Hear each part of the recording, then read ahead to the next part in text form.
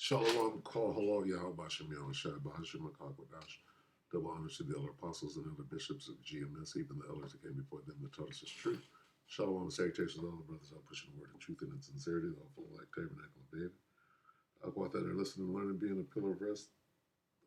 144,000, one-third, the hopeful elect of Israel. I'm the brother Yahshua, back with the World War III Daily Update.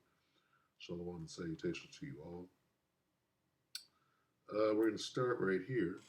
Isaiah 17:1.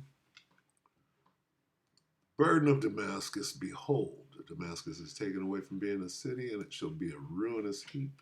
In the NIV, the prophecy against Damascus. See, Damascus will no longer be a city, but will become a heap of ruins.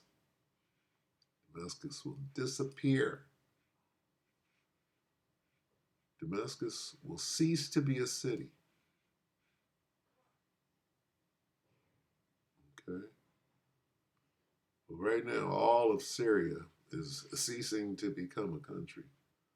Let's take a look. Oh, it's locked. Let's get there.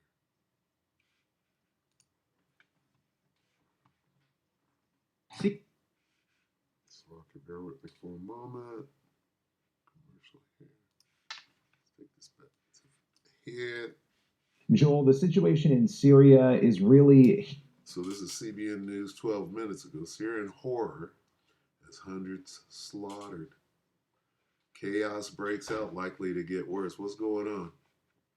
Well, when somebody's conducting a genocide and stealing land, this is the kind of shit that goes. Up some very disturbing headlines coming out of that region. There are reports that hundreds of people have been killed along Syria's Mediterranean coast.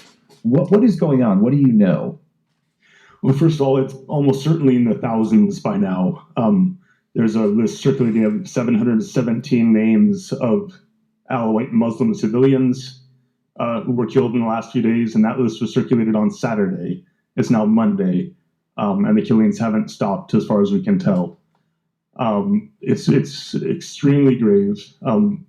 Armed forces loyal to the new Syrian government have attacked this region, the coastal region of Syria, where most of the people who live there belong to the Alawite Muslim sect.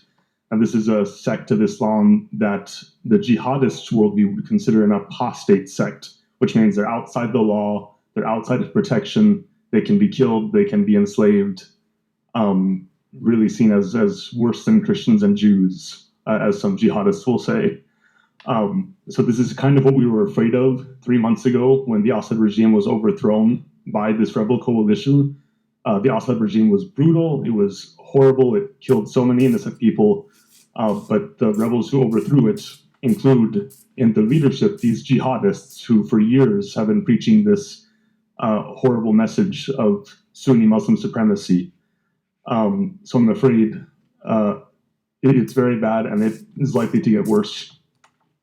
Can you say proxy war? Where do these fighters, where these jihadists come from? Who's facilitating, who's giving them logistics? Who's paying them?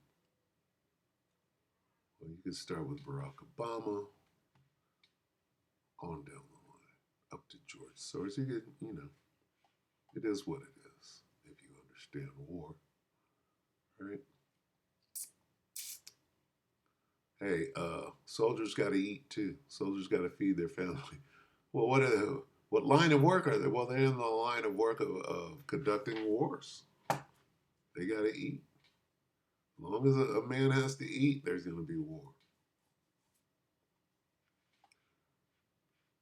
Except for after this.